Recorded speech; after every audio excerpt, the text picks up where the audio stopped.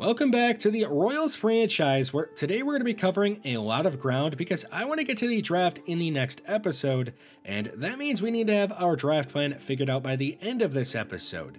Manuel Aquino is my favorite starting pitching prospect in the draft that we have scouted so far, but he is only 80% scouted.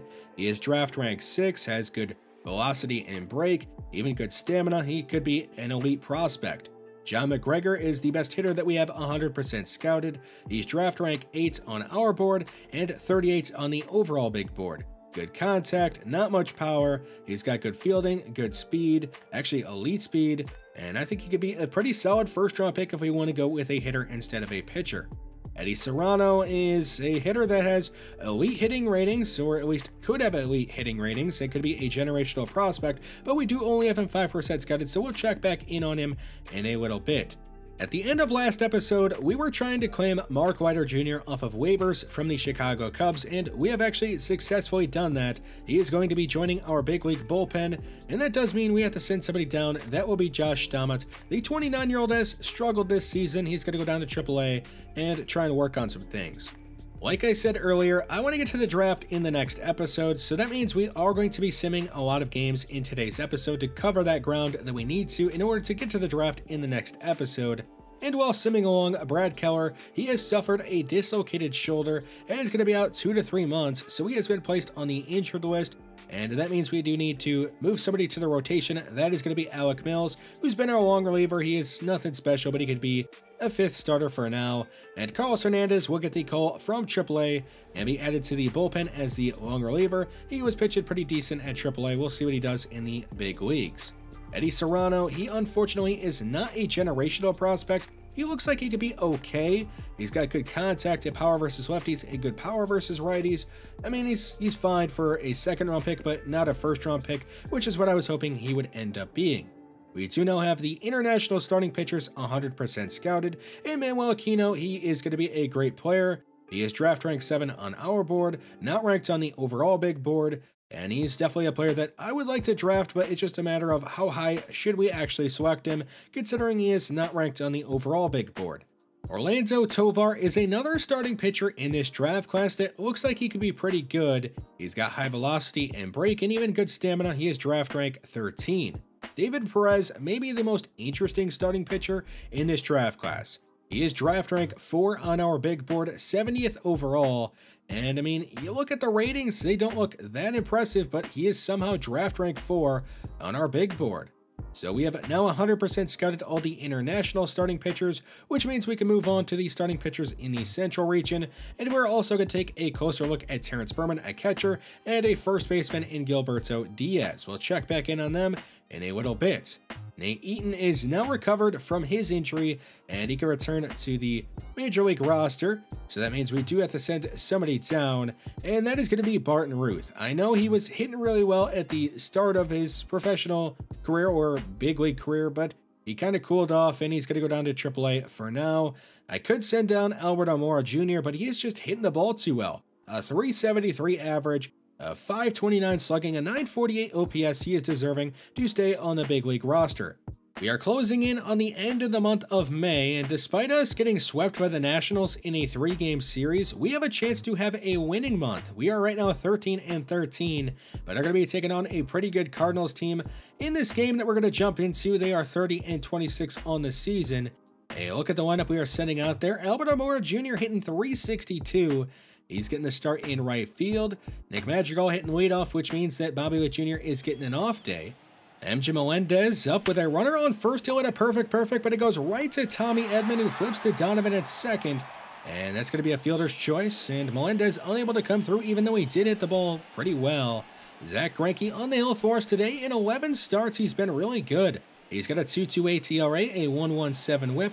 We'll see how he handles the top of the Cardinals order. He is going to start the day off with a strikeout of Tommy Edman, a changeup at the knees. Brendan Donovan, and a 1-0 count. Also part of that fielder's choice that helped the Cardinals get out of the top of the first. It is going to be dove and caught by Edward Olivares. A sinking line drive from Donovan is robbed by Edward Olivares. And now Greinke striking out Nolan Arenado. It'll be a 1-2-3. Bottom of the first for Zach Greinke. In the bottom of the third, Dylan Carlson hammering one to right field. Elmora heading back at the warning track. He'll dive and miss it. It's going to be extra bases for Carlson, and it is going to be a stands-up double to put runners at second and third with nobody out in the inning. Tommy Edman in the top of the Cardinals order up. He's going to hit one to left field. It is going to fall in for a base hit, and Carlson from second's going to round third and head for home, and he'll slide in safe. It'll be a 2 RBI single from Tommy Edman to give the Cardinals a 2-0 lead. Contreras with 2 on and 2 away, chops one down the third base line, and the throw from Greinke is not going to be in time. It'll be an infield single to load the bases with 2 away. Nolan Gorman in a 2-2 count hits one hard on the ground, right to Eaton, who flips to second, and they are able to get out of that bases loaded jam, but the Cardinals are able to take a 2-0 lead. In the top of the 7th, still nothing going for the Royals offense, but Melendez hoping to change that. Hits one through the left side of the infield. He's hit the ball pretty well today, and he at least gets a single to show for it. Ramil Reyes coming off the bench as a pinch hitter. He is second on the team in home runs, and he's going to hit one to the right side, but it's leaped on and caught by Brendan Donovan. He robs Ramil Reyes of at least a base hit. Now with 2 away, Albert Amora Jr. hitting one to the right side as well, but this one's going to sink in for a base hit. And Melendez is going to stop at second base, so runners at first and second with 2 away for Isbell, but he's going to chase a fastball up out of the zone for strike 3, and we come away with nothing in the top of the 7th. Mark Leiter Jr. entering the game out of the bullpen. He has struggled so far with the Royals, but is having a good outing in this one out there for his second inning of work. He's going to give up a base hit to right field from Nolan Arenado to lead off the bottom of the 8th. Tyler O'Neill in a hitter's count hits one really well to right center field. Kyle Isbell racing back. He's at the wall. He'll leap and make the catch. He's going to rob O'Neill of extra bases, and Arenado has to retreat to first base. So a great catch by Kyle Isbell. Contreras in a full count. He's going to watch strike 3 on the outside corner. And Mark Leiter Jr. just an out away from sending this one to the 9th inning. And it's still 2-0, and he's going to do just that. He'll get some soft contact from Nolan Gorman, and it'll be caught by Kyle Isbell for the 3rd out. MJ Melendez up. He's hit the ball pretty well today, and he's going to hit it well again. This one going to the left center gap, rolling all the way to the fence, and Melendez is going to head to second base with a 1-out double, putting the tying run up at the plate. Ramil Reyes, who came in earlier as a pinch hitter, is going to watch ball 4 inside, putting the tying run on base. Albert Amora Jr. with 2 away is going to swing and miss at a slider in the zone for strike number 3, and we're going to lose this one 2-0 to the Cardinals. The lineup, they only put 6 hits together, didn't score a single run. 2 hits from Melendez, but he was really the only hitter doing anything in this game. Zach Greinke pitched pretty well. Mark Leiter Jr. was also pretty solid. A pretty good day from the pitching staff, but the hitters just couldn't get the job done. Let's go ahead and check in on a couple of minor league players that are playing pretty well. First up is first baseman Carlos Feliz. At AA in the month of May, he hit .351 in 74 at-bats. On the season, he is hitting .313 with a .406 on-base percentage. He hasn't really hit for much power, which is a little concerning for a first baseman, but he is only 19 years old, and I'm sure he could eventually develop a bit more power and maybe eventually be a big league player for us. At AAA, Drew Waters, a right fielder who we have talked about a little bit in the past, he had a good month of May, hitting .299 in 77 at-bats, and on the season he is hitting a smidge under .300, and he is actually going to be getting the call up to the big league team. I think he has earned it, and he is going to get a shot the rest of the year to show what he can do. Going down to AAA to open up that roster spot is going to be Michael Massey. He struggled in just under 100 at-bats. We are also going to be calling up starting pitcher Daniel Lynch, who in 11 starts has a .348 ERA, a .138 WHIP. He will be in the starting rotation, so that means Alec Mills will go to the bullpen, and that Nick Whitgren from the bullpen, he has struggled in 13 innings pitched. He will be going back down to AAA. We found a pretty good player in Terrence Berman. He is draft rank 4 on our big board. The only problem with him is that he is a catcher, and we don't necessarily want to take a catcher in the first round. If he falls to the second round, I guess I could see myself taking him then. I just don't think we should spend a first round pick on a catcher with what we already have on the roster. Gilberto Diaz, he is another fringe first-round pick. If he falls to the second round, we would gladly take him. I mean, look at those hitting ratings. He looks like he's going to be an absolute beast. So a couple of late-round prospects we are taking a look at in Orlando Cortez and Brian Parra. We are also now focusing on starting pitchers in the Central region. We'll check back in on them in a while. We are right now sitting at 26-36, having gone just 2-8 in our last 10 games. We're going to jump into another game taking on the Baltimore Orioles, who are 33-29. The reason I want to jump into this game is because, well, Daniel Lynch is going to be on the hill, but also I want to check out Drew Waters and some of the other hitters we didn't get a chance to see in the first game that we watched. In the top of the second, Franmil Reyes is going to go big fly, sending this one out of here in a hurry to left field to give the Royals a 1-0 lead on a solo shot to left field, his 9th of the year, and he's a player that could potentially be playing himself into getting traded at the trade deadline if he continues to hit the ball as well as he has. On the hill is Daniel Lynch. He had a good first start, going 6 innings, not giving up a single run. He is, however, not going to have a good start to the bottom of the second. He's going to walk the leadoff man. A full count to Austin Hayes. He is going to strike out for out number 1. A good bounce back for Daniel Lynch, but can he work around that leadoff walk entirely? A ground ball to Witt. He'll flip to second, and Madrigal will throw to first. It is going to be in time for a double play, and Lynch is able to work around that leadoff walk and maintain this 1-0 lead. The Royals are going to try and add to that lead. Madrigal leading off the top of the 4th with a base hit over the third baseman's head. Melendez in a 2-0 count with 2 on and nobody out. Grounds one down the third base line. It's going to roll for a while. And Madrigal is going to score easy. Perez rounding third. He is going to stop there, though. It'll be an RBI double from Melendez, making it 2-0 in the top of the 4th inning. Still nobody out. Franmil Reyes in a 1-0 count. He's going to get underneath the one, sending it to center field. Is this going to be deep enough for Perez to tag? He's going to try. The throw to the plate is not going to be cut off. It is not going to be in time either. And Perez will score, making it 3-0 in the top of the 4th inning.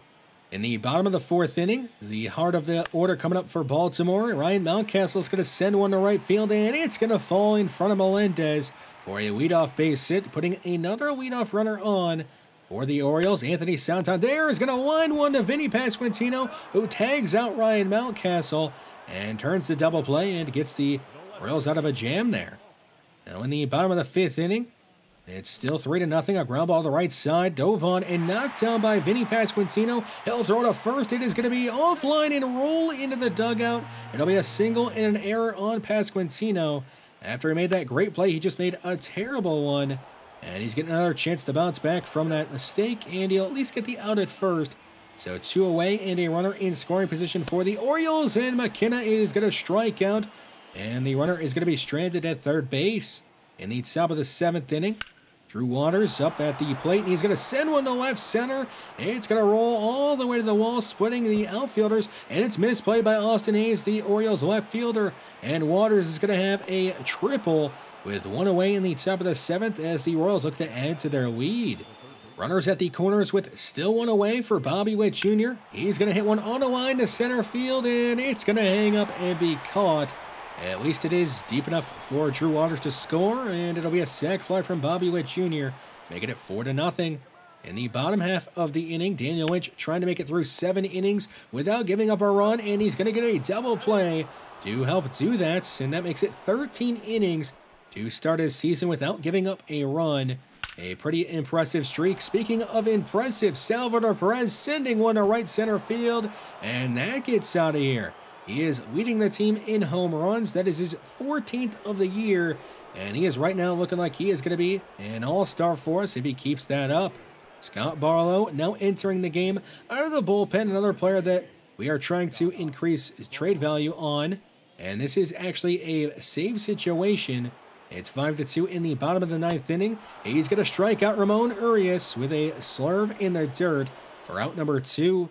James McCann, the backup catcher for the Orioles, hitting one on the line to center field, but it's going to be called by Albert Almora Jr., and the Royals are going to win this one 5-2 behind a great game pitched by Daniel Lynch, and a save for Scott Barlow, but also the lineup putting together 5 runs on 8 hits, a couple of solo home runs. Melendez driving in another run with a double. Really just a good all-around game by the entire team.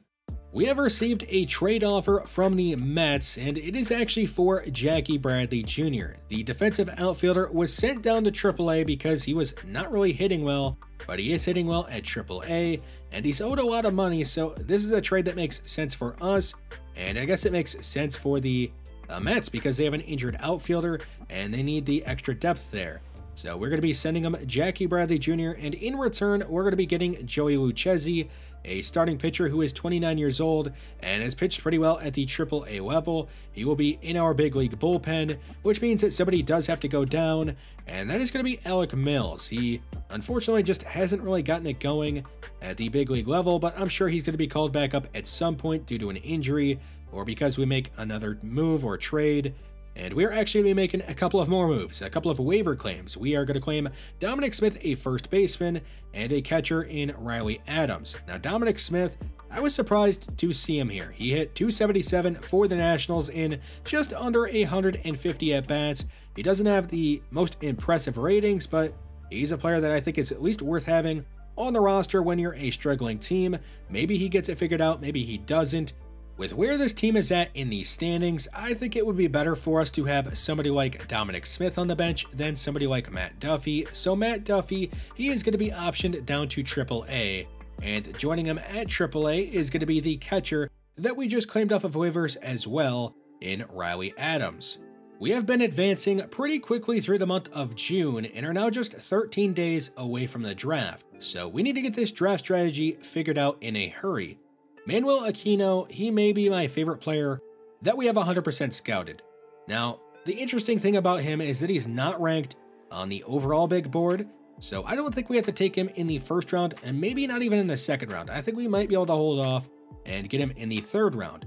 If we're doing that, that means that the first two rounds are a bit more open. Daryl Ciccone is a player that we just discovered. He is only 80% scouted, but right now he is draft rank 3. And he looks like he's going to be extremely good. So if we take him with our first pick, if his draft rank holds and no red flags show up, then what are we going to do with our second round pick or third round pick? Well, one of those is going to be Manuel Aquino. If for some reason Ciccone falls off or Manuel Aquino ends up getting selected, there are a couple of other good starting pitchers in David Perez and Orlando Tovar that we're going to look to take if we end up missing out, or maybe we still end up taking them depending on how the draft board falls. I would like to take a positioned player in the second round, but in order for that to happen, I think one of these three guys is going to have to fall to the second round. Terrence Berman, who may be the best position player in the entire draft. It just so happens that he's a catcher, unfortunately, for us, when that is a pretty strong position for us already. John McGregor, he is probably likely to fall to the second round because he is draft rank 38. If he falls, he will probably be the pick in the second round. And the other guy that I'm hoping will fall is Gilberto Diaz. Now, if let's say all three of these guys end up going in the first round or before we make our pick in the second round, then I think we're just going to go pretty much all starting pitching in the first couple of rounds, which means that we're going to be going position player heavy down the stretch. And that means we would be taking a pretty big risk on some players like Orlando Cortez, who's got high potential. Maybe the overall is going to be pretty low at the start, but at only 18 years old, it would be a more long-term thing.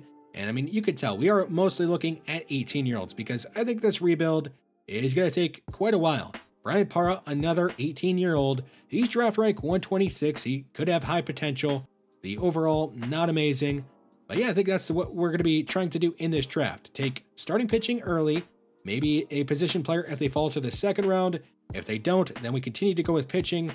And in the later rounds, we take high-risk guys that could have high ceilings, but maybe not the highest floors. So let me know what you think we should do in the draft down below. And we're also likely to get through the trade deadline in the next episode, so let me know about some trades you think we should make. But yeah, thanks for watching this one, and I will see you in the next one.